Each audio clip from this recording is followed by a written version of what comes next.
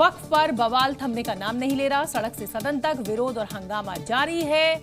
हम आपको बता दें कि कोलकाता में आज हजारों की संख्या में मुसलमानों ने वक्फ के खिलाफ प्रदर्शन किया, तो जामताड़ा की गलियां भी वक्फ के विरोध में गूंज उठी।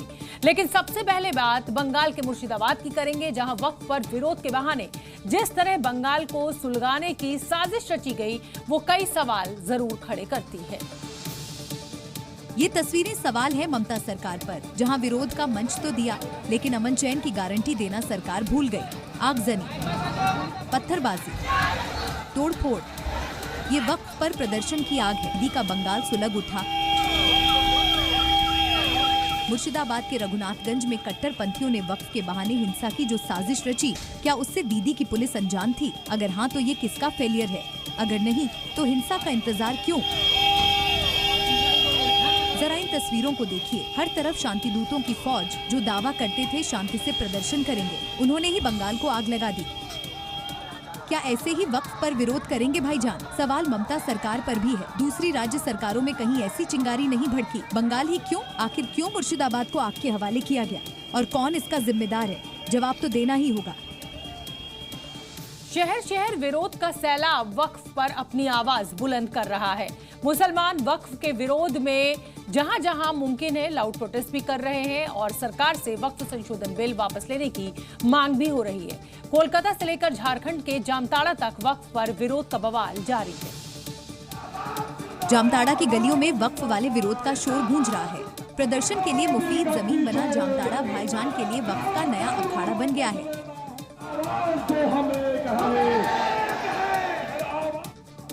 नॉन बीजेपी स्टेट वक्फ विरोध की वो मुफीद जमीन बन गए हैं, जहां से भाईजान वक्फ पर अपने प्लान को आगे बढ़ा रहे हैं। ये तस्वीरें भी उसी की बानगी हैं। वापस लो,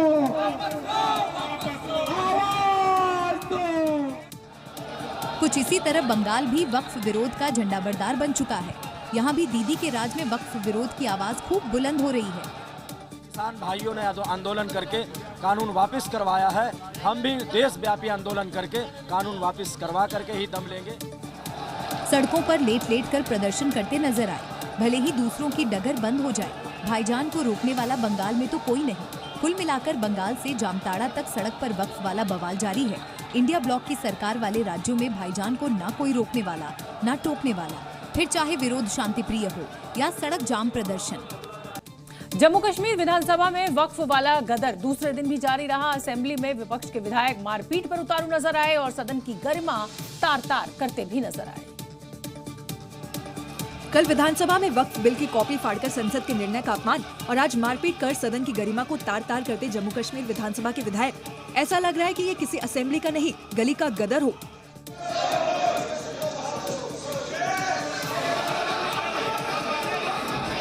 इन तस्वीरों को देखकर जम्मू कश्मीर की जनता भी सोच रही होगी, हमने किससे चुन लिया, क्योंकि मान्यों की हरकतें ही ऐसी है। हद तो ये भी है कि वक्फ के बहाने विपक्ष आपस में लड़ाई लड़ रहा है। पीडीपी का झूठ का पुलिंदा है। पीडीपी ने इसको वक्फ मुस्लिम औकाफ ट्रस्ट को पीडीपी ने मुस्लिम औकाफ ट्रस्ट को वक्फ बोर्ड बनाया। सबसे बड़े गुनाहगार, सबसे बड़े जालिम इस कौम के लिए अगर कोई है तो पीडीपी है। अगर इस कौम को नुकसान पहुंचा, पीडीपी वजह से पहुंचा। हंगामे का आगाज सदन की कार्रवाई शुरू होते ही हो गया। नारेबाजी, मारपीट और धक्का मुक्की। और आज फिर वक्फ बिल की कॉपियां फाड़ी गई। एनसी और पीडीपी के विधायकों ने तो इस कदर गदर काटा कि सदन की कार्रवाई स्थगित करनी पड़ गई और कई विधायकों को तो सदन से मार्शल आउट करना पड़ा। हंगामा सिर्फ सदन के अंदर ही नहीं हुआ, बल्कि बाहर भी जमकर बवाल हुआ, जब आप विधायक महराज मलिक को पीडीपी कार्यकर्ताओं ने घेर लिया और बात तू तड़ाक तक पहुँच गयी। इसके बाप ने इसको बेदखल किया है। 12 लाख इसके कर्ज है। ये बोलेगा ईमानदारी, गरीबों के पैसे खाए। आप लोग क्यों गलती से एमएलए बन गए? जरा सोचिए, जब जम्मू कश्मीर विधानसभा में सदन के अंदर से बाहर तक जो मंजर है, वो लोकतांत्रिक की गरिमा के अनुरूप है। उत्तर प्रदेश के संभल में 24 नवंबर को हुई हिंसा मामले में एसआईटी ने अपनी जांच का दायरे को बढ़ाया है। पुलिस मामले में हर उस शख्स पर शिकंजा कस रही है जिस पर शक है और संभल जामा मस्जिद के सदर जफर अली के बाद अब समाजवादी पार्टी के सांसद जियाउर रहमान बर्क की मुश्किलें बढ़ती नजर आ रही हैं। हिंसा मामले में आज सपा सांसद बर्क को पूछताछ के लिए बुलाया गया। एसआईटी ने उनसे करीब 3 घंटे तक पूछताछ की। हिंसा मामले में कई सवाल जवाब किए। इससे पहले पूछताछ के बाद जामा मस्जिद के सदर जफर अली की गिरफ्तारी हुई थी। अब इस केस में सांसद बर्क पर गिरफ्तारी की तलवार लटकती हुई दिखाई दे रही है। क्योंकि 24 नवंबर को संभल में हुई हिंसा का मास्टरमाइंड कौन है, ये हिंसा किसके इशारे पर हुई, ऐसे कई सवाल हैं जिनके जवाब हर कोई जानना चाहता है। और इसी कड़ी में एसआईटी ने सांसद बर्क को पूछताछ के लिए बुलाया। पूछताछ में शामिल होने के लिए जियाउर रहमान बर्क पूरी फौज लेकर पहुंचे थे। तकरीबन 3 घंटे के करीब पूछताछ। कितने सवाल किए गए? बहुत सारी चीज़ें हैं, बहुत सारी चीज़ों को पूछा गया है। तो उसमें कुछ ऐसा कोई पर्टिकुलर कोई ऐसा नहीं कि कितने सवाल किए, जो तमाम बिंदु थे, जिन बिंदुओं पर इन्वेस्टिगेशन चल रही है, वो सब के बारे में पूछताछ। संभल हिंसा को लेकर करीब 3 घंटे तक पूछताछ हुई। इस दौरान एसआईटी ने बर्क से कई सवाल किए। 19 और 24 नवंबर को हिंसा वाले दिन आप कहां थे? 24 नवंबर को फोन पर किससे बात हुई? क्या हिंसा में शामिल लोगों से बात हुई? हिंसा मामले की जानकारी कैसे मिली? क्या आपने भीड़ इकट्ठी करने के लिए कहा था? फोन कॉल की जगह व्हाट्सएप कॉल क्यों की? जफर अली और आपके बीच क्या बात हुई? सर्वे के दौरान भीड़ आपने बुलाई थी। बर्क को एसआईटी के ऐसे कई सवालों का सामना करना पड़ा। पूछताछ में सांसद बर्क ने भरोसा दिलाया कि वो जांच में पूरा सहयोग कर रहे हैं। इन्वेस्टिगेशन अभी पेंडिंग है। उन्होंने जो सवाल मुझसे किए हैं उसका मैंने उत्तर उनको दे। संभल हिंसा मामले में जामा मस्जिद के सदर जफर अली को पूछताछ के बाद पहले ही गिरफ्तार किया जा चुका है। सांसद जियाउर रहमान बर्क पर भी हिंसा के लिए लोगों को भड़काने का आरोप है। ऐसे में जो सवाल जवाब हो रहे हैं, उससे सांसद बर्क की मुश्किलें फिर बढ़ गई हैं। संभल की शाही जामा मस्जिद एक बार फिर से सुर्खियों में है और इस बार चर्चा में कोई विवाद या कोई बयान नहीं है, बल्कि एएसआई की तरफ से भेजे गए एक नए साइन बोर्ड को लेकर चर्चा गर्म है। हम आपको बता दें, मस्जिद को शाही जामा मस्जिद की बजाय जुम्मा मस्जिद लिखा गया है इस साइन बोर्ड में। इस बोर्ड को मस्जिद के सामने बनी नई नवेली सत्यव्रत पुलिस चौकी पर रखा गया है। ऐसा माना जा रहा है कि जल्दी ये साइन बोर्ड मस्जिद पर लगाया जाएगा, यानी संभल की जामा मस्जिद को अब जुम्मा मस्जिद के नाम से बुलाया जाएगा। एएसआई ने इस बोर्ड को लेकर तर्क दिया है कि उनके दस्तावेजों में जामा मस्जिद का नाम जुम्मा मस्जिद है। एएसआई का दावा है कि नया साइन बोर्ड उनके रिकॉर्ड में दर्ज नाम के अनुसार है। 1920 के गैजेट में इस मस्जिद का नाम जुम्मा ही दर्ज है। जी न्यूज के पास उस गैजेट की कॉपी भी है जिसमें इस मस्जिद का नाम जुम्मा मस्जिद दर्ज है। मस्जिद पर लगने वाले इस नए बोर्ड पर लिखा है एएसआई संरक्षित स्मारक जुम्मा मस्जिद लिखा गया है। जामा की जगह जुम्मा मस्जिद वाले नए नेम बोर्ड को लेकर मुस्लिमों का क्या कहना है, ये भी सुन लीजिए। कि शाही जामा मस्जिद का क्या नाम है? शाही जामा मस्जिद नाम है, लेकिन एएसआई ने एक नया बोर्ड बनाया है, उसमें जुमा मस्जिद नाम लिख रखा है। जुमा मस्जिद कह लो या जामा मस्जिद कह लो, बात एक ही है। बात एक ही है। यानी लोगों को जुम्मा और जामा मस्जिद को लेकर कोई आपत्ति नहीं है, लेकिन कुछ लोगों का कहना है कि वो आज भी इसे जामा मस्जिद के नाम से ही जानते आ रहे थे। हालांकि जो बुजुर्ग लोग हैं उन्होंने इसे जुम्मा मस्जिद ही बताया है। जामा मस्जिद ही कहते हैं। जुम्मा मस्जिद नाम सुना था कभी आपने? नहीं सर। ये बताइए कि शाही जामा मस्जिद का किस नाम से आप लोग जानते हैं? जुम्मा मस्जिद के नाम से जानते हैं हम। फिलहाल ये बोर्ड मस्जिद के सामने बनी नई नवेली सत्यव्रत चौकी में रखा गया है। उम्मीद है कि एएसआई का ये बोर्ड जल्द ही पुराने बोर्ड की जगह लगाया जाएगा जहां पर शाही जामा मस्जिद लिखा है। कांग्रेस पार्टी अपने संगठन को मजबूत करने के लिए वर्षों बाद गुजरात का रुख कर चुकी है। उन नेताओं को पार्टी के साथ जोड़ने की रणनीति चल रही है जो पिछले कुछ वक्त में कांग्रेस से मुंह मोड़ चुके हैं। खुद राहुल गांधी लोकसभा चुनाव के बाद से 2 बार गुजरात का दौरा कर चुके हैं और अब कांग्रेस का राष्ट्रीय अधिवेशन भी गुजरात के अहमदाबाद में हो रहा है। ऐसे में सवाल यह है कि आखिर कांग्रेस ने गुजरात में ही अधिवेशन का फैसला क्यों लिया? क्या इससे पार्टी को कोई बड़ा फायदा होगा? क्या कोई बड़ी रणनीति है कांग्रेस की? आप लिख के ले लो, लिख के ले लो। आपको ऑपोजिशन इंडिया गठबंधन गुजरात में हराने जा रहा है। जब राहुल गांधी ने सदन में बीजेपी को खुली चुनौती दी थी तो इंडिया गठबंधन के सहयोगी दलों ने खूब तालियां बजाई। अब उस चैलेंज को पूरा करने के लिए सिर्फ राहुल गांधी नहीं बल्कि कांग्रेस के तमाम बड़े बड़े नेता गुजरात में मंथन कर रहे हैं। गुजरात में पिछले समय जो चुनाव हुए हम जीत नहीं पाए, लेकिन कांग्रेस की जड़ें गुजरात में बहुत मजबूत, बहुत गहरी हैं। उन तमाम मतदाताओं को अपने से जोड़ने का काम हमको करना पड़ेगा और इस अधिवेशन से उस प्रयास को और मजबूती मिलेगी, ऐसा मैं मानता हूँ। राजनीति में सियासी सेहत के लिए कॉन्फिडेंस अच्छा है, लेकिन बात गुजरात की ही करें तो यहाँ पिछले कुछ चुनावों में कांग्रेस का प्रदर्शन बेहद खराब रहा है। वोट प्रतिशत 41.44 से घटकर 27.28% रह गया। अहमद पटेल फैमिली की पार्टी से नाराजगी जग जाहिर है। खिसकते जनाधार के बीच पार्टी में 2 गुट में बंट चुका है। कांग्रेस के वोट बैंक में आम आदमी पार्टी की सेंधमारी सबसे बड़ी चुनौती है। ये वो तमाम चुनौतियां हैं जो गुजरात में राहुल गांधी के सामने मील का पत्थर साबित हो रहा है। बावजूद गुजरात में कांग्रेस खोई जमीन तलाशने के लिए अधिवेशन का आयोजन कर रही है, क्योंकि 2027 के अंत तक 10 राज्यों में चुनाव होने हैं। बिहार में इसी साल के आखिरी में चुनाव होने हैं। बंगाल, असम, केरल में अगले साल चुनाव होगा। पंजाब, उत्तर प्रदेश, उत्तराखंड में भी चुनाव होने वाला है। लेकिन 27 के आखिर में होने वाले गुजरात चुनाव पर कांग्रेस का फोकस ज्यादा है, जिसकी तस्वीर अहमदाबाद से आई है। उत्तर प्रदेश की सियासत में योगी आदित्यनाथ को चुनौती देने के लिए अब समाजवादी पार्टी एक ऐसा कार्ड खेल रही है जिसको देखकर लगता है कि आगे क्या होगा। लगातार बुलडोजर एक्शन पर सवाल उठाने वाले अखिलेश यादव बलरामपुर की तस्वीर को साझा कर रहे हैं, जिसमें एक्शन है, इमोशन है और सियासी रिएक्शन भी है। अब पीडीए के साथ साथ उत्तर प्रदेश में सत्ता की लड़ाई बुलडोजर कार्रवाई होते हुए काफी आगे निकल चुकी है। हालांकि योगी सरकार ये साफ कर चुकी है कि उत्तर प्रदेश में सिर्फ अपराधियों के खिलाफ कार्रवाई हो रही है। लेकिन बुलडोजर एक्शन के कनेक्शन को अखिलेश यादव ने इमोशन से जोड़ दिया है। लखनऊ की सड़कों पर लगे ये पोस्टर समाजवादी पार्टी की तरफ से लगाए गए हैं, जिसमें रक्षक और भक्षक के बीच तुलना की गई है। इस पोस्टर में आप देख सकते हैं, एक तरफ भक्षक लिखा हुआ है और पीछे बुलडोजर है जिसमें उत्तर प्रदेश सरकार लिखा हुआ है, और एक आगे बच्ची जो है वो भागती हुई दिख रही है। उसके बगल में आप देखिए अखिलेश यादव का फोटो लगा है उसी बच्ची के साथ जो इस वीडियो में भागती हुई नजर आई थी। अम्बेडकर नगर की घटना बेशक पुरानी हो, लेकिन इसे ताज़ा तरीन करने के लिए पोस्टर को हथियार बनाया गया है। अखिलेश यादव एक गरीब बच्ची की मदद करते हुए तस्वीर जारी कर चुके हैं, जिसमें शिक्षा ही शक्ति की बात हो रही है। ये सब उस वक्त हो रहा है जब यूपी में योगी सरकार भूमाफियाओं और वक्फ के खिलाफ एक्शन मोड में है। लेकिन उस एक्शन से पहले यूपी की सियासत में अखिलेश यादव ने नया दाव चल दिया है। हमारे किसानों के सम्मान के लिए, जो हमारे दबे कुचले हैं, जो पीड़ित शोषित लोग हैं, जो बहुजन समाज के लोग हैं, उन सबको सम्मान दिलाने के लिए। खैर, योगी जानते हैं कि यूपी की राजनीति में कब किस मुद्दे को कितना तुल देना है। ऐसे में अखिलेश यादव के इस पोस्टर वॉर पर बीजेपी के तमाम बड़े बड़े नेता फिलहाल खामोश हैं। समाजवादी पार्टी के सांसद रामजी लाल सुमन के खिलाफ आज लखनऊ में एक बड़ा विरोध प्रदर्शन किया गया और इसमें राणा सांगा पर विवादित बयान का विरोध हुआ।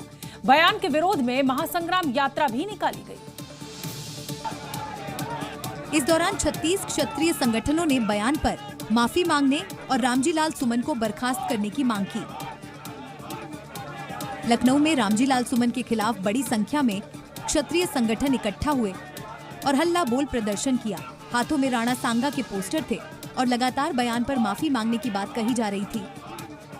देश के संसद में 2 करोड़ के सांसद ने जो राणा सांगा को गद्दार कहा है, उसके खिलाफ राणा सांगा के औलादों ने महासंग्राम यात्रा निकाली है। ये संदेश देने के लिए कोई भी राजनीतिक पार्टी हमारे महापुरुषों के खिलाफ एक भी शब्द बोलेगी तो उसको उत्तर प्रदेश की राजनीति से उखाड़ फेंकेंगे। ये महासंग्राम यात्रा 1090 चौराहे से जीपीओ हजरतगंज तक चली। यात्रा में प्रदर्शनकारियों ने सपा अध्यक्ष अखिलेश यादव और रामजी लाल सुमन के खिलाफ नारेबाजी की। क्षत्रिय संगठनों की मांग है कि न सिर्फ रामजी लाल सुमन बल्कि अखिलेश यादव भी माफी मांगे। इस बीच अखिलेश यादव का बयान भी सामने आया है कि अगर रामजी या सुमन जी के साथ कोई घटना होती है या समाजवादी पार्टी के नेता के ऊपर किसी तरह की कोई घटना होती है तो उसके लिए जिम्मेदार कोई दूसरा नहीं, मुख्यमंत्री खुद जिम्मेदार होंगे। दरअसल 21 मार्च को राज्यसभा में बहस के दौरान सपा सांसद रामजी लाल सुमन ने राणा सांगा पर विवादित टिप्पणी की थी। इसके विरोध में करणी सेना के कार्यकर्ताओं ने आगरा में सांसद सुमन के आवास पर तोड़फोड़ भी की थी, जिसके बाद सपा सांसद सुमन की सुरक्षा बढ़ाई गई। हालांकि 12 अप्रैल को आगरा में करणी सेना भी प्रदर्शन की तैयारी कर रही है। ऐसे में सांसद सुमन की सुरक्षा को लेकर पुलिस अलर्ट मोड पर है। दिल्ली की मुख्यमंत्री के बयान पर यूपी में समाजवादी पार्टी के कार्यकर्ता भड़क उठे हैं। हापुड़ में सपा कार्यकर्ताओं ने रेखा गुप्ता की अखिलेश यादव पर विवादित टिप्पणी के खिलाफ प्रदर्शन किया और उनका पुतला भी फूंका। पुलिस देखती रह गई। नेताजी ने रणनीति बनाई और काम को अंजाम दे डाला। जरा तस्वीर देखिए, पुलिस को लगा जहां प्रदर्शन हो रहा वहीं पुतला होगा, लेकिन दूसरी तरफ से जलता हुआ पुतला लेकर जब 2 कार्यकर्ता अचानक प्रकट हुए तो पुलिस भी दंग। रेखा गुप्ता अब मुख्यमंत्री बनी है, अखिलेश यादव जी 12 के मुख्यमंत्री हैं और उनसे बड़े सूबे के मुख्यमंत्री, उनके बारे में जो अभद्र टिप्पणी की है उस पर लाखों करोड़ों कार्यकर्ताओं में बड़ा जोश है, आक्रोश है उनके प्रति। पुतला दहन से पहले सपा कार्यकर्ताओं ने प्रदर्शन मार्च निकाला और अखिलेश के समर्थन में नारेबाजी की। हालांकि पुलिस किसी भी हालात के लिए मुस्तैद खड़ी थी, लेकिन सपाई उससे भी चालू निकले। हालांकि जलता हुआ पुतला देख फौरन उसे बुझाया। हालांकि इस दौरान एक दारोगा को जलता हुआ पुतला हिट कर गया। दरअसल दिल्ली की मुख्यमंत्री रेखा गुप्ता ने अखिलेश यादव को लेकर विवादित कमेंट किया था। उसी के खिलाफ सपा कार्यकर्ता प्रदर्शन कर रहे हैं। दिल्ली में सत्ता परिवर्तन के करीब 2 महीने पूरे हो चुके हैं, लेकिन इस छोटे कार्यकाल में ही मुख्यमंत्री रेखा गुप्ता ने विकास की नई रेखा खींचने की कोशिश की है। और आलम यह है कि अब तो मुख्यमंत्री रेखा गुप्ता खुद कह रही हैं कि दिल्ली वालों के अच्छे दिन आ गए हैं। उनके इस बयान में कितना दम है ये तो दिल्ली की जनता ही जाने। हाँ, इतना जरूर है कि दिल्ली में साफ सफाई से लेकर पानी सप्लाई तक ताबड़तोड़ काम हो रहा है, तो दूसरी तरफ रोबोटिक मशीनों से राजधानी की तस्वीर भी बदली जा रही है।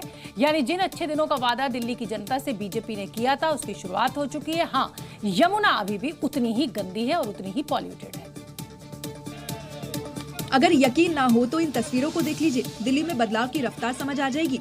पहली तस्वीर दिल्ली के ही शालीमार बाग की है, जहां खुद सीएम रेखा गुप्ता ने कई विकास परियोजनाओं का उद्घाटन किया, तो दूसरी तरफ सीवर सफाई के लिए हाईटेक रोबोटिक मशीनें और धूल पॉल्यूशन से बचने के लिए पानी का छिड़काव हो रहा है। स्कूलों की हालत सुधारने के लिए मंत्री खुद ग्राउंड जीरो पर मौजूद हैं, तो बुनियादी ढांचे को दुरुस्त करने के लिए अफसर दिन रात दौड़ रहे हैं। यही वजह है कि सीएम रेखा गुप्ता दिल्ली में अच्छे दिनों की बात कर रही है। वर्षों के बाद झुग्गी वालों के लिए वो अच्छे दिन शुरू हुए हैं, जिसमें सच में उनकी कॉलोनियों के लिए, इन झुग्गियों के लिए काम होंगे। एक तरफ दिल्ली की तस्वीर बदलने की कोशिश, तो दूसरी तरफ अच्छे स्कूलों से दिल्ली वालों की तकदीर बदलने का प्लान।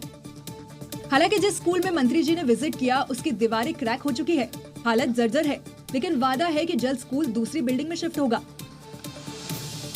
जहाँ जहाँ बिल्डिंग में या शिक्षा व्यवस्था में कुछ कमी है, हम उसे विजिट कर रहे हैं। कुल मिलाकर सरकार एक्शन मोड में काम कर रही है, जिसके नतीजे धरातल पर नजर आ रहे हैं। बिहार के नेताजी भी गजब करते हैं। गर्मियों का मौसम है, पारा 40 डिग्री के पार पहुंच गया है, लेकिन नेताजी जनता को कंबल बांट रहे हैं, और शायद ये सोचकर कि जब सर्दियों में वोट पड़े तो जनता कंबल के साथ किसे वोट दे, ये भी याद रखे। बिहार का कंबल कांड भी इतिहास में याद रखा जाएगा। याद रखा जाएगा खेल मंत्री किस तरह जनता से खेल गए। गर्मी में सर्दी वाला कंबल बांटते ये जनाब कोई छोटे मोटे नेता नहीं, बिहार के खेल मंत्री हैं। मंत्रालय खेलकूद का है, लेकिन मंत्री जी खेलने लगे मौसम के चक्र से, जनता के जज्बात से और मजलूमों के हालात। दरअसल बिहार में चुनाव का आगाज हो चुका है। खेल मंत्री सुरेंद्र मेहता चुनाव तैयारियों में जुटे हैं, लेकिन सवाल ये था कि गरीब जनता को मंत्री जी बांटे तो क्या बांटे। एक पंखा 1000 रुपए से कम नहीं पड़ता, कूलर तो भूल ही जाइए। अब कंबल ही गरीबों का संबल था, लिहाजा मंत्री जी ने मौसम को धता बताते हुए 700 कंबल बांट डाले। बिहार में कंबल वितरण का मुद्दा अब सियासी रंग ले रहा है। आरजेडी गर्मी में कंबल वितरण पर तंज कस रही है, तो जेडीयू गर्माती सियासत पर कंबल ओढ़कर चुपचाप बैठी है। बिहार में इस साल चुनाव होने वाले हैं और इसे लेकर राजनीतिक पार्टियां मैदान में उतर आई हैं। सोमवार को राहुल गांधी बेगूसराय में पलायन रोको यात्रा में शामिल हुए, तो अब जन सुराज पार्टी में बदलाव रैली के जरिए चुनावी बिगुल बजाती हुई नजर आ रही है। जन सुराज पार्टी के मुखिया प्रशांत किशोर ने तो ऐलान कर दिया है कि बिहार का फैसला तो गांधी मैदान में ही होगा, और इसके लिए पटना में जगह जगह जन सुराज पार्टी ने पोस्टर लगाए हैं। पटना के अलग अलग इलाकों में पोस्टर लगाए गए हैं। सबसे पहले हम आपको इस पोस्टर की तस्वीर दिखा रहे हैं। पोस्टर में प्रशांत किशोर की बड़ी सी तस्वीर है और ऊपर लिखा है फैसला तो गांधी मैदान पटना में ही होगा। प्रशांत किशोर की जन सुराज पार्टी 11 अप्रैल को पटना के गांधी मैदान में बिहार बदलाव रैली करने वाली है, और इसके लिए बड़े बड़े पोस्टर लगाए गए हैं। पोस्टर में पीके की तस्वीर के साथ स्लोगन है। ये वही गांधी मैदान है जहां पीके को धरने पर बैठने के दौरान जबरन हटाया गया था, लेकिन अब पीके ने भी पोस्टर के जरिए ऐलान कर दिया है कि फैसला तो गांधी मैदान में ही होगा। उधर बिहार में अति पिछड़ा वोट बैंक को साधने की भी कवायद चल रही है। कुछ दिन पहले जहां राहुल गांधी ने पटना पहुंचकर अति पिछड़े और दलित वोट को साधने की कोशिश की थी, तो वहीं अब जेडीयू कर्पूरी रथ रवाना कर अति पिछड़ा समाज को जोड़ने की कोशिश कर रही है। पिछड़ा वर्ग के नेता और पूर्व सांसद चंदेश्वर प्रसाद चंद्रवंशी ने हरी झंडी दिखाकर कर्पूरी रथ रवाना किया। इस रथ पर स्लोगन लिखा है, पूरा बिहार हमारा परिवार। चुनाव से पहले हर पार्टी माहौल बनाने में लगी है। सोमवार को राहुल गांधी भी बेगूसराय पहुंचे और पलायन रोको यात्रा में शामिल हुए।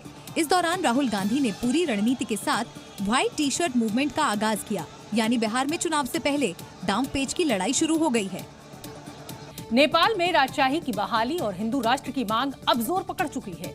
राजशाही समर्थक एक बार फिर काठमांडू में सड़कों पर हैं, जिनका साफ तौर पर कहना है कि वो नेपाल को हिंदू राष्ट्र बनाने के लिए कुछ भी कर सकते हैं। हम लोग हिंदू राष्ट्र है ना, हम सबको मानते हैं, वही हमारा राजा चाहिए, हमारा मांग है राजा है, हिंदू राष्ट्र चाहिए। डिमांड क्लियर है, नेपाल को हिंदू राष्ट्र बनाना है, जिसके लिए जहां तक नजर जाएगी सड़कों पर आंदोलनकारियों की भीड़ नजर आएगी। बच्चे, बूढ़े और जवान ऐलान कर चुके हैं, जब तक उनकी मांग पूरी नहीं होती प्रदर्शन जारी रहेगा।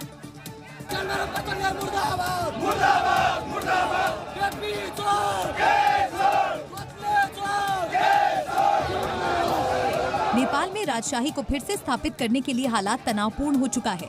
एक तरफ प्रदर्शनकारी है तो दूसरी तरफ पुलिस फोर्स, जो शांति व्यवस्था कायम रखने के लिए पूरी तरह से मुस्तैद है, लेकिन आंदोलनकारी मानने वाले नहीं। इस पूरे प्रदर्शन में एक अलग सी तस्वीर दिखाई दी। यहाँ आप देख सकते हैं एक पोस्टर लगा है, जाग गोरख जाग। इसके कई मायने हैं और भी तस्वीर मैं आपको दिखाने ले जाऊंगा कि जो इस प्रदर्शन में आपको एक अद्भुत तस्वीरें जो वो दिखाई देंगी। 28 मार्च को हुए उग्र प्रदर्शन के खिलाफ एक्शन के बाद फिलहाल नेपाल में शांतिपूर्ण प्रदर्शन हो रहा है, लेकिन मांग फिर से वही है, राजशाही की बहाली और हिंदू राष्ट्र। अप्रैल का महीना अभी शुरू ही हुआ है, लेकिन भीषण गर्मी पड़ना शुरू हो चुका है। अप्रैल महीने की शुरुआत के साथ ही गर्मी जो है वो लोगों के पसीने छुड़ाने लगी है। तापमान में लगातार हो रही बढ़ोतरी, बढ़ते तापमान और चिलचिलाती धूप ने लोगों का घर से बाहर निकलना दूभर कर दिया है। दिल्ली से लेकर उत्तर प्रदेश, मध्य प्रदेश, राजस्थान में गर्मी प्रचंड है। दिल्ली में तो तापमान 40 डिग्री के करीब पहुंच गया है, जो इस मौसम में 4 डिग्री ज्यादा है। दिल्ली में गर्मी का ये हाल मानो आसमान से आग बरस रही हो। जो गर्मी जून के महीने में पड़ती थी वो अप्रैल से ही शुरू हो चुकी है। हालात ये हैं कि ऑफिस से लेकर स्कूल जाने वाले बच्चे गर्मी की तपिश से परेशान हैं। गर्मी से बचने के लिए लोग छतरी लेकर घर से निकल रहे हैं। दिल्ली ही नहीं, उधर मध्य प्रदेश में भी गर्मी से बुरा हाल है। आगर मालवा में तो दोपहर का तापमान 42 डिग्री दर्ज किया गया है। गर्मी से बचने के लिए लोग घर से पूरी तरह पैक होकर निकल रहे हैं। लोग दोपहिया वाहन में सर से लेकर पैरों तक पैक नजर आ रहे हैं। गर्मी से बचने के लिए लोग गन्ने का जूस पीते नजर आ रहे हैं। आम लोगों के साथ साथ जानवर भी गर्मी से परेशान हैं। उधर बाबा महाकाल की नगरी उज्जैन में भी गर्मी ने अपने तेवर दिखाने शुरू कर दिए हैं। पिछले 2 से 3 दिनों से यहाँ के तापमान में अचानक बढ़ोतरी हुई। आलम यह है कि लोग घरों से निकलने में भी डर रहे हैं। गर्मी तो बहुत ज्यादा है भैया, मतलब इतना है कि दोपहर में बाहर निकलने में परेशानी हो रही है। बहुत गर्मी यहाँ पर सच में। हम तो बैंगलोर से आए हैं तो वहाँ पे टेम्परेचर इतना नहीं है, तो यहाँ पे हमें बहुत चेंज लग रहा है, ज्यादा गर्मी लग रहा है। उधर एमपी की नीमच में तापमान 41 डिग्री के करीब पहुंच चुका है। आलम यह है कि सड़कों पर अन्य दिनों की तुलना में कम भीड़ दिखाई दे रही है और जो घर से बाहर निकल भी रहे हैं गर्मी से बचने के पूरे जतन अपना रहे हैं। राजस्थान के सीकर में भी गर्मी ने गर्म तेवर दिखाने शुरू कर दिए हैं। मौसम विभाग के मुताबिक यहाँ का तापमान 44 डिग्री के करीब पहुँच चुका है। सड़कों पर सन्नाटा है क्योंकि लोग गर्मी और लू से बचने के लिए घरों से कम ही बाहर निकल रहे हैं। उत्तर प्रदेश के कुशीनगर में सरकारी जमीन पर बनी मस्जिद पर बुलडोजर एक्शन की अब संभावना बढ़ गई है। मस्जिद को हटाने के लिए प्रशासन ने 8 अप्रैल तक का अल्टीमेटम दिया है और अगर तय समय सीमा तक अतिक्रमण को नहीं हटाया गया तो एक बार फिर बुलडोजर यहां पर अपना काम करेगा। तमकुही तहसील के गड़ियाचक चिंतामणि गांव की ये वही मस्जिद है। दावा है कि ये मस्जिद अवैध है क्योंकि इससे सरकारी जमीन पर बनाया गया है। करीब 20 साल पहले मुस्लिम समुदाय के लोगों ने सार्वजनिक रास्ते पर अवैध रूप से मस्जिद का निर्माण कराया। उस समय किसी को ये जानकारी नहीं थी कि मस्जिद सरकारी जमीन पर बन रही है। बाद में गांव के अरविंद किशोर शाही ने प्रशासन से मस्जिद हटाने की मांग की। अब प्रशासन ने मस्जिद की इंतजामिया कमेटी को नोटिस जारी कर दिया है और 8 अप्रैल तक मस्जिद को हटाने का अल्टीमेटम दिया है। आप तस्वीरें देख सकते हैं कि सामने की तरफ ये मस्जिद है जिस पर ये सरकारी ज़मीन जो है उस पर ये पूरा मस्जिद और ईदगाह जो है बनाई गई थी और इसी को गिराने का निर्देश जो है वो जारी किया गया है कि 8 अप्रैल तक अगर मस्जिद कमेटी ने खुद नहीं कार्रवाई की तो उसके बाद प्रशासन इस पूरी ज़मीन को खाली कराएगा। अगर तय समय तक अतिक्रमण नहीं हटाया गया तो बुलडोजर कार्रवाई की जा सकती है। लेकिन इस नोटिस और अवैध मस्जिद पर स्थानीय लोगों का क्या कहना है, आपको वो भी सुनाते हैं। वैसे तेज वाहन जो आते हैं दिक्कत होती है गाँव टर्निंग करने में दिक्कत होता है टर्निंग करने को। सरकारी जमीन है ये, सरकारी जमीन है। तो गाड़ियाँ क्या कोई एक्सीडेंट भी कभी होता है? पहले हुआ था एक स्कूटी से, अच्छा मर गई वो लोग। घूसखोरी मामले में सीबीआई ने रेलवे के बड़े अधिकारियों पर कार्रवाई की है। सीबीआई ने रेलवे के 2 बड़े अधिकारी समेत 3 लोगों को गिरफ्तार भी किया है। सीबीआई ने इन अधिकारियों को 7 लाख रुपए की रिश्वत लेते हुए पकड़ा है। और जब इनके अधिकारियों के ठिकानों पर रेड मारी गई तो यहाँ से खजाना बाहर निकल आया। तलाशी के दौरान सीबीआई ने कैश समेत करोड़ों की ज्वेलरी बरामद की। अधिकारियों के लॉकर से लाखों के सोने के आभूषण बरामद हुए हैं। इसके अलावा चांदी के सिक्के, चांदी के बिस्किट, सोने के बिस्किट, सोने की छड़ें समेत लाखों का कैश मिला है। जानकारी के मुताबिक अधिकारियों के घर से कुल 63,85,000 कैश बरामद हुआ है। 2 करोड़ 50 लाख के सोने के बिस्किट्स भी मिले हैं। इसके अलावा 96,26,000 के जेवरात भी जब्त किए। मामले में सीबीआई ने एक वरिष्ठ डीडी और एक एसएसआई समेत एक निजी वेंडर को गिरफ्तार किया है। इन सभी पर एक निजी रेलवे वेंडर को लाभ पहुंचाने के लिए रिश्वत लेने का आरोप है। इस मामले में सीबीआई ने 7 आरोपियों के खिलाफ मामला दर्ज किया था। मामले में सीबीआई ने आरोपी की 9 जगहों और आवासीय परिसरों की तलाशी ली, जिसमें करोड़ों की संपत्ति बाहर निकल आई। फिलहाल इन अधिकारियों के पास से बरामद कैश और जेवरात की जांच की जा रही है। रेलवे विभाग के अधिकारियों के खिलाफ सीबीआई की ये अब तक की सबसे बड़ी रेड है। बॉलीवुड की एक्ट्रेस मलाइका अरोड़ा खान की मुश्किलें बढ़ती हुई नजर आ रही हैं। मुंबई की एक अदालत ने अभिनेत्री के खिलाफ फिर से वारंट जारी किया है। ये मामला एक्टर सैफ अली खान से जुड़ा हुआ है। मलाइका अरोड़ा और सैफ अली खान से जुड़ा ये मामला 13 साल पुराना है। दरअसल साल 2012 में सैफ और उनके 2 दोस्तों पर मुंबई के 5 स्टार होटल में साउथ अफ्रीकन बिजनेसमैन और उसके ससुर पर हमला करने का आरोप लगाया गया था। मलाइका भी उस वक्त सैफ के साथ मौजूद थी, लेकिन वो गवाह के तौर पर कोर्ट में पेश नहीं हुई। मुंबई की एस्प्लेनेड कोर्ट के एस झंवर इस मामले की जांच कर रहे हैं। कोर्ट ने सबसे पहले 15 फरवरी को मलाइका अरोड़ा के खिलाफ जमानती वारंट जारी किया था, लेकिन सोमवार को वारंट फिर से जारी किया गया है क्योंकि मलाइका अदालत में पेश नहीं हुई। अब इस मामले की अगली सुनवाई 29 अप्रैल को होगी। बिहार के भोजपुर में एक महिला ग्राम प्रधान के घर से हथियारों का जखीरा मिला है और जिसमें AK-47 हैंड ग्रेनेड जैसे खतरनाक हथियार और गोला बारूद शामिल है। कानून व्यवस्था की नींव हिलाने वाली ये तस्वीर बिहार के भोजपुर की है। सवाल है, क्या इस जखीरे का कनेक्शन किसी नक्सली या अपराधी गिरोह से है? क्या बिहार में किसी वारदात को अंजाम देने की साजिश चल रही थी या फिर इन हथियारों को किसी खास मकसद से घर में छिपा कर रखा गया था? ऐसे ही सवालों के जवाब अब STF तलाश रही है, क्योंकि AK-47 राइफल, 4 मैगजीन, 43 जिंदा कारतूस मिलने के बाद पूरा नेटवर्क जांच के घेरे में है। पुलिस ने मौके से एक आरोपी को भी गिरफ्तार किया है, जिसका नाम उपेंद्र चौधरी है। साथ ही उसके भाई बुटन चौधरी को भी नामजद अभियुक्त बनाकर मामला दर्ज किया गया है। चल रही है क्या इसका जो है उपयोग और कौन लोग शामिल है। राइफल का नंबर जो रहता है उसका हम सत्यापन कर रहे हैं और जो विभिन्न टीम जो एजेंसियां हैं इसमें उनसे संपर्क किया जा रहा है ताकि जो है ये चीजें पता चल सके कि कहां से आया है। गांव की सत्ता के पीछे हथियारों की राजनीति और बारूद का खेल किसके इशारे पर चल रहा था? महिला ग्राम प्रधान का इसमें क्या रोल है? आखिर इन हथियारों की सप्लाई कहां से हुई? तमाम ऐसे अनसुलझे सवाल हैं, जिसे सुलझाने के लिए STF के साथ भोजपुर पुलिस जांच पड़ताल कर रही है। बढ़ती महंगाई के खिलाफ उत्तर प्रदेश के वाराणसी में एक अनोखा प्रदर्शन किया गया, जहां गैस और पेट्रोल के बढ़ते दाम के विरोध में समाजवादी पार्टी के कार्यकर्ताओं ने गैस सिलेंडर गंगा में ही प्रवाहित कर दिया। अब देखिए ना, ये गैस सिलेंडर इनके जी का जंजाल बन चुका है और शायद इसी सोच में सिलेंडर को कूड़ा गाड़ी में डाला जा रहा है। गैस के बढ़ते दाम ने इनके दिलों पर ऐसा वज्रपात कर दिया है कि अब ये गैस सिलेंडर को गंगा की धारा में प्रवाहित कर रहे हैं, शायद ये सोचकर कि गंगा जल में डूबकर महंगाई की आग बुझ जाएगी।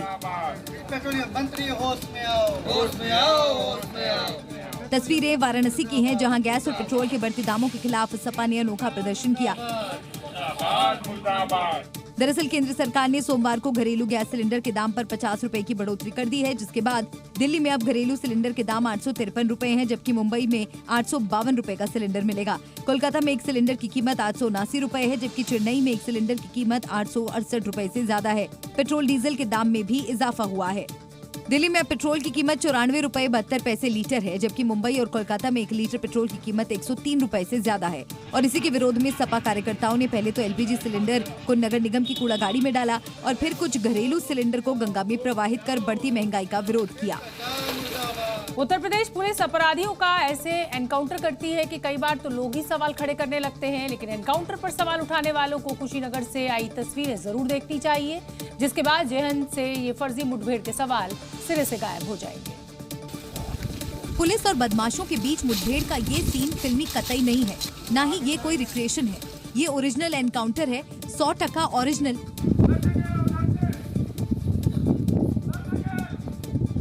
जिन लोगों के मन में एनकाउंटर पर सवाल उठते रहते हैं, उन्हें ये तस्वीरें देखनी चाहिए और योगी फोर्स पर सवाल उठाने से पहले सोचना चाहिए कि पुलिस किस तरह जान खतरे में डालकर अपराधियों के सफाई में जुटी है। दरअसल कुशीनगर पुलिस को मुखबिर से 25,000 के इनामी कुतुबुद्दीन के छिपने की खबर मिली थी, लिहाजा बिना देर योगी फोर्स ने बदमाशों की घेराबंदी कर दी। इस दौरान सामने से गोलियां चलने लगीं, तो जवाब में पुलिस की बंदूकें भी गरज उठीं। दोनों तरफ से हुई फायरिंग के बाद पुलिस ने अपराधी कुतुबुद्दीन और उसके साथी जावेद को गिरफ्तार कर लिया। हालांकि मुठभेड़ में उसे गोली लगी है। पकड़ा गया बदमाश बिहार में होमगार्ड को गोली मारने का आरोपी है। एक तरफ यूपी पुलिस को देखकर अपराधी थर-थर कांपते हैं, तो दूसरी तरफ कई जगह लोगों की हिम्मत इतनी बढ़ गई है कि पुलिस को ही बंधक बना लेते हैं। उत्तर प्रदेश के ही मुरादाबाद से कुछ ऐसा ही मामला सामने आया है। जरा सोचिए कितनी हिम्मत कहां से आई होगी कि यूपी जैसे स्टेट में कोई पुलिस को बंधक बनाने का ख्याल पाले, लेकिन मुरादाबाद में तो इसे सचमुच अंजाम दे डाला गया है। पुलिस जब जांच के लिए पहुंची थी, तभी आरोपियों ने बाहर से खबर दी तो हड़कंप मच गया। फौरन भारी फोर्स के साथ कई थानों की पुलिस उस लोकेशन पर थी जहां पुलिस के जवानों को कथित तौर पर बंधक बनाया गया था। ये तस्वीरें उसी की बानगी है। हैरत की बात यह है कि सिपाहियों को बंधक बनाने की घटना को एक पति पत्नी ने अंजाम दिया। जांच के क्रम में कुछ फैक्ट्स फाइंडिंग के लिए वो लोग गए थे। जो आरोपी था उसके घर गए तो आरोपी वहाँ नहीं मिला, वो किसी दूसरे राजेश शर्मा के घर में बैठा हुआ था। जब ये लोग वहाँ पहुँचे तो उन लोगों ने इनके साथ बदसलूकी की और उसके बाद अंदर से किवाड़ बंद कर दिया था। सूचना मिली, हम लोग तत्काल SHO मौके पर गए। फिलहाल सभी बंधक सिपाहियों को फौरन छुड़ा लिया गया था, जबकि आरोपियों की गिरफ्तारी भी मौके से हो गई और अब हालात सामान्य है। लेकिन सवाल वही, पुलिस को कैद करने की हिम्मत कहां से आई? उत्तर प्रदेश के शाहजहांपुर में बढ़ते अपराध को रोकने के लिए पुलिस ने एक नई पहल की है और मुख्यमंत्री योगी आदित्यनाथ के निर्देश पर क्रिमिनल ट्रैकिंग सेल का गठन किया गया है, जिसके तहत 22 विशेष टीमें भी बनाई गई हैं। योगी फोर्स को हरी झंडी मिल चुकी है। अपराधियों को सबक सिखाने के लिए स्पेशल 22 शहर में निकल चुके हैं, जो खास तौर पर पिछले 5 साल से अपराध की दुनिया में सक्रिय अपराधियों पर विशेष निगरानी रखेंगे।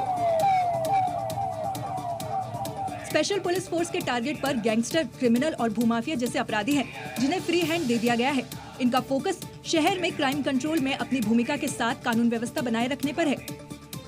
पुलिस जांच में पाया गया है कि जमानत पर छूटे अपराधियों ने ज्यादा आपराधिक घटनाओं को अंजाम दिया है, इसलिए इन पर विशेष नजर रखी जाएगी। टीमें चिन्हित कर अपराधियों की पहचान करेगी और उनके खिलाफ एक्शन लेगी। ये जनपद शाहजहांपुर में 22 थाने हैं पुलिस के, देहात और सिटी एरिया मिला करके। इन सभी थानों के लिए विशिष्ट टीमें बनाई गई हैं, प्रत्येक थाने में एक, इसलिए इनका नाम सुपर 22 दिया गया है। पुलिस अधिकारियों का मानना है कि इस व्यवस्था से अपराधियों की हर गतिविधि की जानकारी पुलिस को मिलती रहेगी। इससे अपराधों पर अंकुश लगाने में मदद मिलेगी। हम आपको नशे के खिलाफ भगवंत मान का बुलडोजर युद्ध दिखाने जा रहे हैं। नशे के खिलाफ पंजाब सरकार की जंग लगातार जारी है। नशा तस्करों पर लगातार कार्रवाई भी की जा रही है और काली कमाई से बनाई गई प्रॉपर्टी पर पीला पंजा लगातार प्रहार कर रहा है। ये मान सरकार का बुलडोजर एक्शन है, जो नशे के सौदागरों के आशियाने को मिट्टी में मिला रहा है। मैसेज क्लियर है, या तो शहर छोड़ दो या फिर नशे का कारोबार छोड़ दो। फरीदकोट में नशा तस्करी के लिए हॉटस्पॉट माने जाने वाले बाजीगर बस्ती में बुलडोजर गरजा और नशा तस्कर परगट सिंह के घर को मिट्टी में मिला दिया गया। परगट सिंह पर 4 मामले दर्ज हैं। उसने अवैध रूप से एक मकान भी बनाया था, जिसे नगर परिषद और सिविल प्रशासन ने पुलिस की मदद से गिरा दिया। पीले पंजे के प्रहार से काले धन से बने मकान की दीवारें ताश के पत्तों की तरह गिर गई। आरोप है कि परगट सिंह ने बिना नक्शा या अनुमति के मकान का निर्माण किया था। इसके संबंध में नगर परिषद ने कई बार नोटिस जारी किया, लेकिन जब कोई जवाब नहीं मिला तो बुलडोजर एक्शन हो गया। छत्तीसगढ़ के जगदलपुर में नगरनार स्टील प्लांट के कोक ओवन में आग लग गई और आग इतनी भीषण थी कि फैक्ट्री में रखी बैटरियां जलकर खाक हो गई। फैक्ट्री में अग्निकांड का ये वीडियो अब सामने आया है। तस्वीरों में साफ देखा जा सकता है कि फैक्ट्री से आग की भीषण लपटें उठती नजर आई। आग की भीषण लपटें कई किलोमीटर दूर तक दिखाई दे रही हैं। आग की ऊंची ऊंची लपटें डरा देने वाली थी। फैक्ट्री की चिमनियों से सफेद धुएं के साथ आग की लपटें भी दिखाई दी। धुएं के गुबार से पूरा आसमान ढका नजर आया। वीडियो को देखकर ऐसा लगा कि कोई पूरा इलाका जल उठा हो। कोक ओवन में आग की लपटें उठने लगी तो आसपास अलग अलग यूनिट में काम कर रहे कर्मचारियों में अफरा तफरी मच गई, जिसके बाद कर्मचारियों ने भागकर अपनी जान बचाई। करीब 1.5 घंटे तक चिमनियों से धुएं का गुबार निकलता रहा। सूचना के बाद मौके पर पहुंची दमकल की टीम ने कड़ी मशक्कत के बाद इस आग पर काबू पाया। इस आग में फैक्ट्री में रखी कई बैटरियां जलकर खाक हो गई। उत्तर प्रदेश के रायबरेली से एक अजीबोगरीब तस्वीर सामने आई है। यहाँ एक चोर बुलेट लेकर कार चुराने आया, लेकिन कार चोरी के चक्कर में अपनी महंगी बाइक छोड़ गया और अब पुलिस इसी बाइक के सहारे चोर को तलाश रही है। सुनने में थोड़ा अटपटा है, लेकिन ये 16 आने सच है। बुलेट से कार चुराने आया शख्स सीसीटीवी में कैद हो चुका है। हैरानी इस बात की है कि पुरानी कार चुराने के लिए वो अपनी नई बुलेट बाइक वहीं छोड़ गया। हालांकि ये बुलेट बाइक उसकी अपनी है या फिर वो भी चोरी की है, फिलहाल साफ नहीं, लेकिन जिसकी कार चोरी हुई वो भी हैरान है। पीड़ित के मुताबिक उसकी कार सड़क किनारे खड़ी थी, लेकिन जब वो वापस लौटकर आया तब तक उसकी कार चोरी हो चुकी थी, जिसके बाद उसने पुलिस में शिकायत दी है। मेरी ओमनी गाड़ी खो गई। कहाँ से? तो पथरौली मोड़ से। वहाँ खड़ी थी गाड़ी? जी। कौन ले गया? अब पता नहीं कौन ले गया, अपनी बुलेट खड़ी कर गया, हमारी गाड़ी उठा ले गया। अब इसी सीसीटीवी फुटेज के आधार पर पुलिस मामले की जांच कर रही है। पुलिस का कहना है कि आरोपी की पहचान करने के बाद उसे गिरफ्तार करने की पूरी कोशिश की जा रही है। हरियाणा के रेवाड़ी में एक दिल दहला देने वाली घटना सामने आई है। यहाँ बदमाशों ने परिवार को बंधक बनाया, बंदूक की नोक पर महिलाओं से छेड़छाड़ की और घर का फर्श खोदकर 18 लाख की ज्वेलरी लूटी। परिवार ने जहां पर घर के जेवरात छिपाए थे, ये तस्वीरें उसी फर्श की जिसे बदमाशों ने खोदकर 18 लाख की ज्वेलरी लूट ली। घर में बिखरा सामान डकैती वाली रात की पूरी कहानी बयां कर रहा है। घटना 3 अप्रैल की रात की है। बताया गया कि रात करीब 1 बजे 6 से 7 बदमाश आते हैं और दोनों पर बंदूक तान देते हैं। हम सो रहे थे और जब हम उठे तो वहाँ पर कम से कम 7-8 बंदे हमारे कमरे के अंदर मिले और हमने देखा कि उनके हाथों में हथियार, पिस्टल और चाकू, डंडे थे। बदमाशों ने परिवार के सदस्य के साथ पिटाई की। युवक से पिटाई करने के बाद बदमाशों ने जो किया उसे सुनकर आप भी हैरान हो जाएंगे। उन्होंने मेरे कपड़े उतरवाए, मेरे नंद के कपड़े उतरवाए और हमारी वीडियो बनाई और ऐसे कहा कि अगर ये वीडियो बनाई और फोटो खींची, कहा कि अगर किसी के पास गए या पुलिस के पास गए तो ये वीडियो वायरल कर देंगे। बदमाश करीब 1.5 घंटे तक घर का सामान खंगालते रहे। उन्होंने जेवरात की तलाश में फर्श तक भी खोद डाले। जाते समय बदमाश घर में लगे सीसीटीवी कैमरों की डीवीआर भी अपने साथ ले गए। बदमाशों की वारदात से घर की महिलाएं डरी हुई हैं और गांव में दहशत का माहौल है। उत्तर प्रदेश में 15,000 की नौकरी वाले को इनकम टैक्स डिपार्टमेंट से 26 करोड़ का नोटिस मिला है।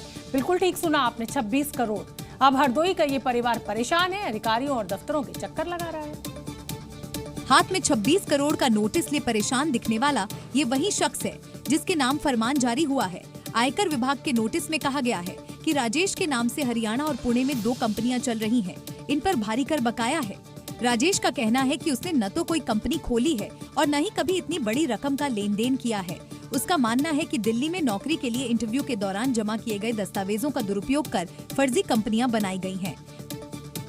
2 तारीख को नोटिस आया हमारे यहाँ और हमको 3 तारीख को हमारे परिजनों द्वारा हमें पता लगा कि घर वालों ने बताया कि भैया तुम्हारे यहाँ देखो कागज आओ। तो हमने कागज देखो तो कागज में लिखा हुआ अंदर जीएसटी वगैरह है और जीएसटी को हमारे पास है ना इतनी आय। महाराष्ट्र में मुंबई पुणे हाईवे पर चलती कार में भीषण आग लग गई। घटना के बाद इलाके में अफरा तफरी है। लेकिन हादसे की ये तस्वीर बेहद भयावह है। कार से लपटें उठ रही है, चारों तरफ की सड़कें खाली हो चुकी हैं और फायर ब्रिगेड की टीम आग पर काबू पाने की कोशिश कर रही है। ये घटना मुंबई पुणे हाईवे पर दापोड़ी इलाके की है। बताया जा रहा है कि शॉर्ट सर्किट से कार में आग लग गई। गनीमत रही कि कार सवार वक्त रहते बाहर निकल गए।